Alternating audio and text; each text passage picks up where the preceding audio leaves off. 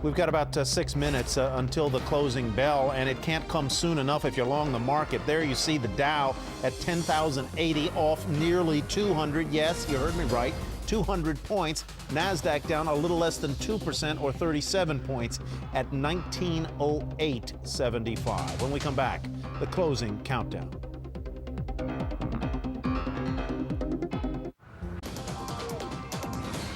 Last hour of trading, once again, the most important hour of trading, 100-point decline in our last hour. The Dow down 198 points, NASDAQ off 37. What a week it has been. Let's close it out now with Jeff Shapey. He is joining us from Raleigh, North Carolina, as Chief Investment Officer for BB&T Asset Management. Let's check in with him. We haven't. Bob Pisani is also at the New York Stock Exchange. Mr. Shapey, welcome. Thank you. Sum it up for me. What's going on here? Investors really worrying about the economy now, it would seem. That's right. I think there's been a change in sector leadership the last few months, and today it became a stampede. We think that this economic blip, if you will, is probably just a soft spot. A couple of factors that have caused it, such as oil climbing so much and consumer sentiment falling, behind that have actually, oil's actually corrected meaningfully since then, as have long-term interest rates. So bottom line is we think this is a soft spot, but we do think the Fed's going to continue tightening. I want to get to our guy on the floor, Bob Pisani. Interesting facts you have, I know, and probably a question for Jeff. Go ahead. Well, it's moving very fast here, Tyler, but we're down about 350 points in the Dow this week. If we ended around here, this would certainly be the worst week since March of 2004, so 13 months. And if it drops a little more, it'll go past that, and we're even further away. But the Dow's been down 100 points 3 days in a row. That is very unusual, and believe it or not, the Dow hasn't been down more than 100 points 3 days in a row since January of 2003. So some rather unusual numbers here. Hey, Jeff, I know that oil's down, but copper's down as well. There's some questions being raised about whether the rate commodity bull market is over. But let me just point out that cyclicals obviously sold off on fear the economy would be slowing down. But did you notice the consumer stocks really did not benefit much from that? They bought two things. They bought bonds and they bought drug stocks, a very narrow group of consumer stocks here. That's obviously right. Concerned about the overall stock market here. Oh, absolutely, there is, Bob. In fact, the sectors that have done the best of the S&P 500 the last 3 months have been consumer staples and healthcare. Commodities have hung in there, but you're right. I think that they had gotten very expensive, and I think anytime there's a concern that the economy is going to slow, they're going to get hit. So I definitely think that correction will continue. But one good point here that Joe Kernan and Ron made is that the 10-year note is down at 4.25%. Jeff, you like that, I guess? Yeah, that should ultimately be stimulative again, but bear in mind that to the extent that long-term interest rates go down and it's stimulative, I mean, the Fed is going to continue tightening until those rates rise, at least modestly. That flattens that yield curve right on out there. Thanks very much, Jeff Shapey, Investment Officer at BB&T Asset Management. Bob Pisani, thanks as always for your knowledge and insight. We appreciate it. It's like having an encyclopedia down there. Ringing the bell, New York Stock Exchange, U.S. Senator Craig Thomas of Wyoming.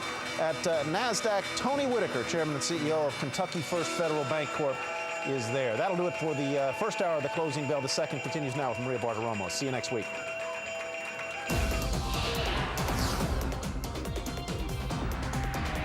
From the world leader in business news, this is the closing bell. Live at CNBC's global headquarters, Maria Bartiromo. And good afternoon, everyone. It has been a tough week for stocks on Wall Street, and things got worse today. Stocks sold off again, making it the worst week for Wall Street since last August. A temporary rough spot or a long-term trend? We're exploring that question in just a few moments. Also today on the Bell, Citigroup, one of the few bright spots on Wall Street, on record quarterly earnings and a big buyback program. In a CNBC exclusive, Citigroup's Chief Financial Officer, Sally Krawcheck, will join me to tell me how the bank plans to grow around the world. And an exclusive earlier today on CNBC, famed Saudi investor Prince Al Walid told us he will never sell his Citigroup stake. The rest of his untouchable list coming up. Plus, how you can add up to 15% of value to your home almost instantly today on the closing bell. But first up, 3 down days for Wall Street. Not long ago, investors were worried a too hot economy would generate inflation. Now the concern is that the economy is not hot enough and earnings will suffer as a result. After 3 straight triple-digit declines, the Dow Jones Industrial Average is down more than 400 points since Tuesday's close, a loss of about 4% in that time period. Today, the Dow's biggest one-day point decline since March of 2003. Today, down 1.8% on the session, a decline of 187 points, finishing at 10,091. The Dow also weaker really from the get-go today. NASDAQ Composite also weaker today, down 38 points. 1908 is the closing NASDAQ Composite. And the S&P 500 today gave up about 20 points, 1142. The closing price on the Standard & Poor's. IBM alone, by the way, accounting for almost a quarter of the losses for the Dow. That stock getting slammed after its disappointing earnings, increased concerns about technology spending, and increased concern about the economy slowing down as a whole. General Electric, on the other hand, a bright spot for the market. The parent of this network gained ground today on its strong results, also released this morning. It also increased its earnings guidance for the rest of the year. Bob Pisani's at the New York Stock Exchange. Bob? Not just the weakest day since March of 2003, Maria, but the Dow down 100 points or more 3 days in a row. That hasn't happened in a long time, believe it or not, since January of 2003. Big volume down here, 2.2 billion shares. Unfortunately, most of that volume going to stocks on the downside. Take a look at the markets. In fact, let's talk about how the whole week did. It was a rough week all around, no matter where you look. Number one, look what happened in terms of what happened to consumers. Retail sales were poor. Consumer confidence was weak. What about exports? We did get news on exports. It was still poor. We're still exporting far more than we're importing, even worse than we thought. Tech stocks, IBM said it very clearly. There is some signs, at least in the last month, of a slowdown in IT spending here. What about commodities? Not just oil down, not just gasoline, but some other big commodities like copper also down. Is that big bull run in commodities that have been so strong also about to be over as well here. Bonds rallied, but they rallied really for the wrong reason, at least from the stock market